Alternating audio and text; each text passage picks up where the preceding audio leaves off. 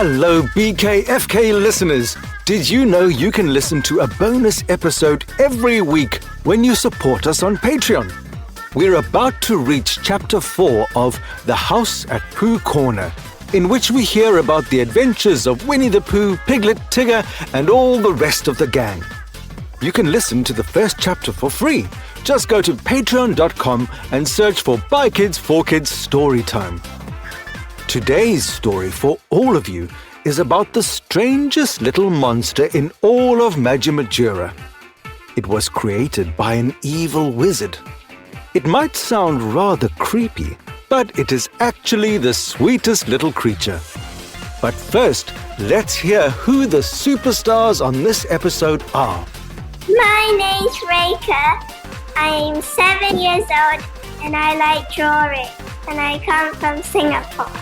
Hi, I am Heavenika and I'm 6 years old. I'm from London and I like drawing. Hello, my name is Zoe. I'm 6 years old. I'm from Dallas, Texas.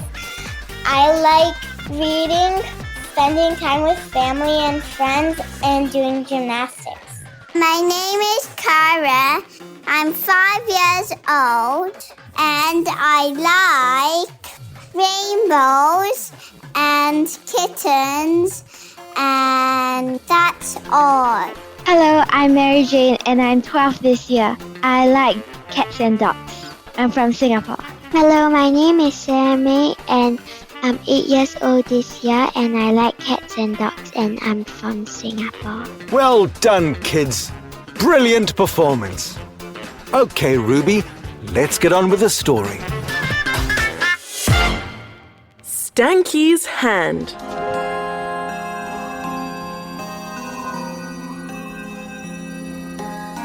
In the magical land of Magimajura, there lived a mysterious figure named Morgaff Doomweaver. Now, nobody had actually ever seen Morgaff, but the whispers in the wind and tales passed down from generation to generation told of an evil necromancer who lived somewhere well hidden on the island. Morgaff was believed to be a master of dark magic, particularly his ability to conjure the dead. He could raise zombies from the ground, summon ghouls from the shadows, and beckon ghosts from the ethereal realms. His name alone sent shivers down the spines of all who heard it. In his secluded abode, Morgaff was brewing a peculiar plan. I shall create a creature, a masterpiece of dark magic, he declared, his voice echoing off the stone walls.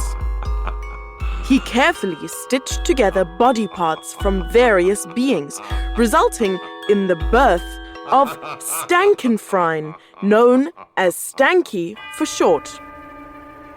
His appearance was indeed a sight to behold. He had one leg of a goblin and the other of an elf, a tiny pixie-like body, the arms of a gnome, and hands of a monkey.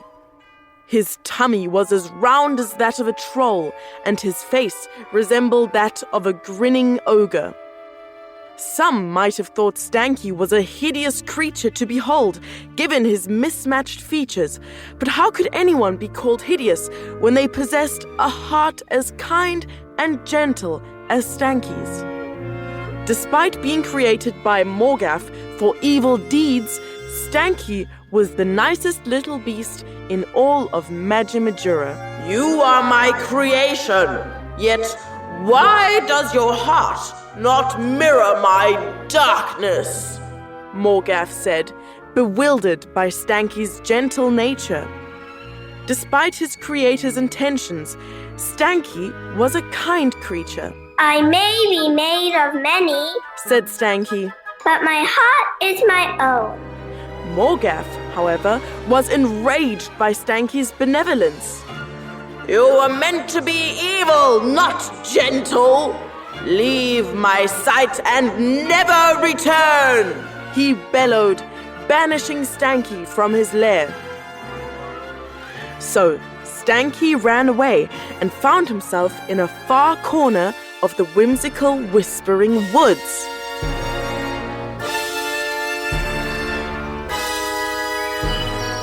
I'm not like the others, but perhaps here I can find some peace. He whispered to himself. He was terrified of any other creature bigger than a mouse. He lived a quiet and solitary life, living on a diet of nuts, berries, and the occasional spider, all the while remaining hidden from the other creatures of Magimajura. One morning, as the sun rose, Stanky awoke to a startling discovery. His left hand was gone. While he was sleeping, his hand had developed a mind of its own. It had picked out the sewing that connected it to Stanky's arm and decided to venture off for some mischief. On the other side of the whimsical Whispering Woods, there was a cave that served as the unusual home for 3 friends. Grumblegut the ogre, Troller the troll, and Snotbeard the giant all lived together in this cave. Their home was a revolting sight indeed. The walls were covered in slimy moss.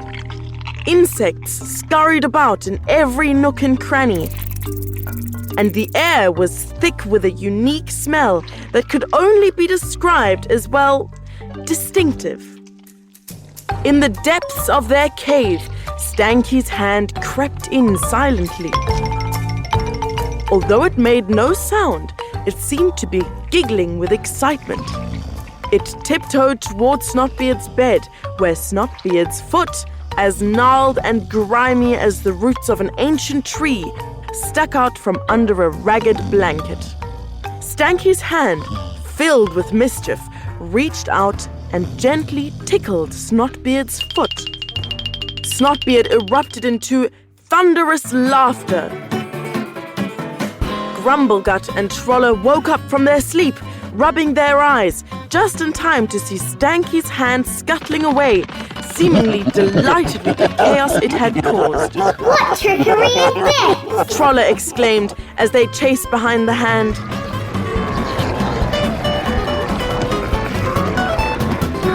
Meanwhile, in their cozy burrow, tucked away in the forest, Jinx and Snickerfang, the mischievous goblin siblings, were busy roasting a rat for breakfast. Stanky's hand had crept up behind them, climbed up Snickerfang's back, and found its way to her shoulder. It gave a quick tap.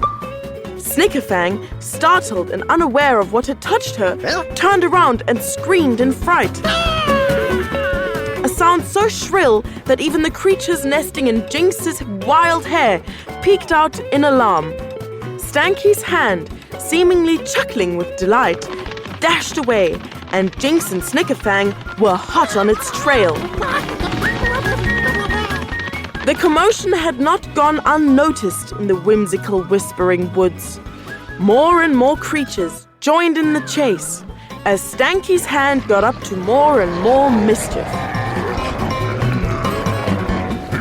The chase was wild and chaotic, with Stanky's hand leading the creatures of Magimajura, darting around the dense undergrowth, scrambling up trees, and even leaping across raging rivers, always just out of reach.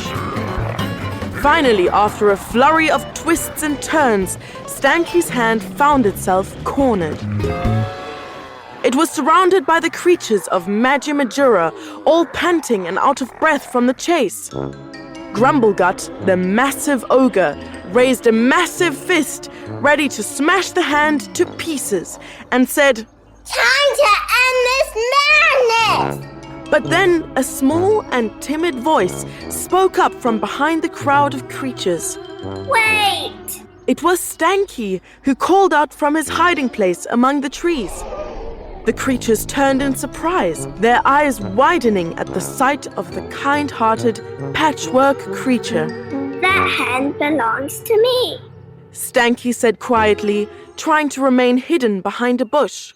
The creatures of Magimajura were amazed by Stanky's unique appearance, and their fear transformed into fascination. Come out, little thing. Said Snickerfang. How cute! Jinx exclaimed, her eyes wide with wonder. Where did you come from? Stanky began to share his story, explaining how he had been created by the evil Morgaff Doomweaver, and how he had hidden in the forest, scared of everyone and everything.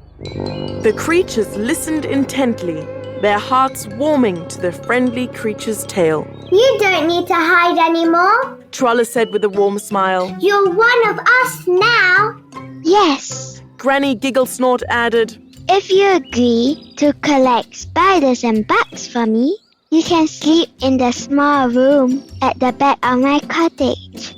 I'll help you sew your handbag on with some extra special string so it never comes off again. And it behaves itself from now on. Stanky's eyes filled with tears of gratitude as he agreed wholeheartedly.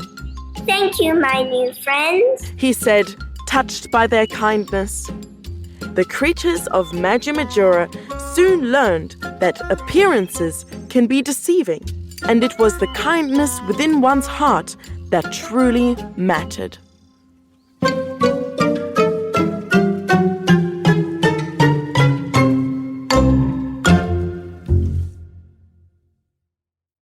Hey guys, if you like this episode, please share it with your friends and family. It is one of the best ways to support BKFK Storytime.